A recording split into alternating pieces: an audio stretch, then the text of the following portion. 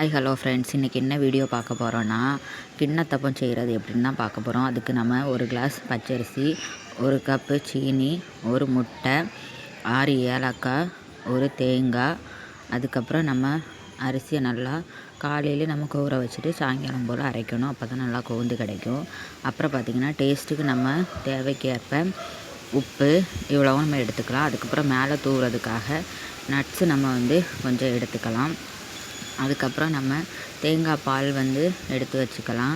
அதுக்கப்புறம் சீனி, ஏலக்காய், ஒரு முட்டை 3ஐயும் சேர்த்து நம்ம மிக்ஸி ஜாரில் ஃபஸ்ட்டு நல்லா அரைச்சி எடுத்துக்கலாம். ஏன்னா சீனி கரையும் தான், இருந்தாலும் நல்லா பவுட்ரு பண்ணி எடுத்தால் தான் அது டேஸ்ட்டு கூட கொஞ்சம் நல்லா கொடுக்கும். அதனால தான் நம்ம மிக்ஸி ஜாரில் போட்டு அரைக்கிறோம். 1 இல்லை 2 முட்டை போடுங்க. நிறைய பேருக்கு முட்டை பிடிக்கலன்னா முட்டை போட வேணாம். அப்புறம் நம்ம நட்ஸை குட்டி குட்டியாக நறுக்கி வச்சுருக்கோம். அப்போ தான் நம்ம கடிச்சு தினமும் டேஸ்ட்டாக இருக்கும். அப்புறம் நம்ம நெய் கொஞ்சம் எடுத்துக்கணும். நெய் எதுக்குன்னா தட்டில் தடவுறதுக்காக.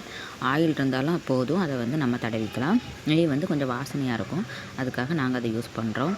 அப்புறம் நம்ம மிக்ஸி ஜாரில் போட்டு நல்லா அரைச்சி எடுத்துக்கலாம். கட்டி அந்த மாதிரி அரைச்சி எடுத்து முடிச்சுட்டு நம்ம ஊற வச்ச பச்சரிசி இருக்குல்ல, அதை நம்ம நல்லா கிரைண்டரில் போட்டு அரைச்சி எடுத்துக்கலாம். மிக்ஸி ஜாரில்னாலும் மிக்ஸியில் போட்டு அரைச்சி எடுத்துக்கோங்க. அரைச்சி எடுத்த அந்த மாவு கூட நம்ம ஆல்ரெடி சீனியையும் முட்டையும் அரைச்சி வச்சுருந்தாலும் அதையும் அது கூட நம்ம ஊற்றிட்டு தேங்காய் பால் நம்ம எடுத்து வச்சுக்கலாம். தேங்காய் பால் 2 தடவை தேங்காய் பாலை பிழிஞ்சு எடுத்துக்கோங்க. அப்போ தான் திக்காக கிடைக்கும். ரொம்ப தண்ணியெல்லாம் வேண்டாம். அதையும் நம்ம அதுக்கு கூட ஊற்றி நல்லா கலக்கிக்கலாம். கலக்கிட்டு நம்ம கட் பண்ணி வச்சுருந்த நட்ஸையும் அதுக்கு கூட போட்டு நம்ம நல்லா கிளறிக்கலாம். கிளறி முடிச்சதுக்கப்புறம் நம்ம ஒரு தட்டை எடுத்து அதில் நெய்யை இந்த மாதிரி நல்லா தடவி எடுத்துகிட்டு நமக்கு எவ்வளோ விருப்பம் வேணுமோ அவ்வளோ விருப்பத்துக்கு நம்ம மாவு ஊற்றிக்கலாம். ஃபஸ்ட் நம்ம ஒரு இட்லி குட்டத்தில் தான் வைக்க போகிறோம். அதில் தண்ணி ஒரு 5 நிமிஷத்தில் கொதிச்சதுக்கப்புறம் நம்ம அந்த மூடியை கமத்தி போட்டுட்டு 1 2 தட்டை வச்சு வேக வைக்கலாம். நாங்கள் ஃபஸ்ட் இதுக்கு 2 தட்டு வச்சு வேக வைக்கிறோம். இந்த தட்டுக்கு மேலே அந்த தட்டை வைக்கிறோம். இந்த தட்டு குட்டியாக இருக்குது, அந்த தட்டு கொஞ்சம் வீதியாக இருக்கனால அதுக்கு மேலே வச்சு 5 கரண்டி நாங்கள் ஊற்றிருக்கோம். உங்களுக்கு நைஸாக வேணும்னா 2 கரண்டி அந்த மாதிரி ஊற்றிக்கோங்க. கொஞ்சம் திக்காக வேணுங்கிறதுக்காக 5 கரண்டி ஊற்றிருக்கோம். ஊற்றிட்டு ஒரு அரை மணி நேரம் நம்ம நல்லா மூடி போட்டு வேக வச்சுக்கலாம். நல்லா வேக வச்சுக்கலாம். இந்த பாருங்க, நல்லா வேக வச்சாச்சு. நம்ம ஒரு ஈக்கிலோ இல்லை கரண்டியை வச்சு குத்தி பார்க்கணும் வெந்துட்டான்னு.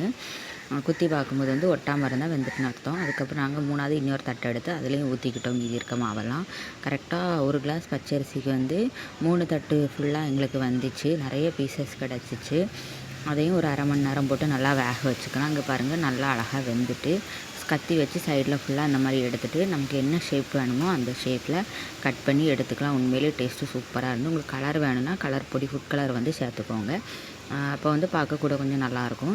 கலர் வேண்டாம் இப்படியே இருக்குன்னா இப்படி ஒயிட்லேயே நீங்கள் வச்சு சாப்பிட்டுக்கோங்க. உண்மையிலே அதை பிச்சு பார்க்கும்போது அவ்வளோ சாஃப்டாக இருந்துச்சு. உங்கள் வீட்டில் நீங்களும் ட்ரை பண்ணி பாருங்கள். இந்த வீடியோ பிடிச்சிருந்தா லைக் பண்ணுங்கள், ஷேர் பண்ணுங்கள், கமெண்ட் பண்ணுங்கள்.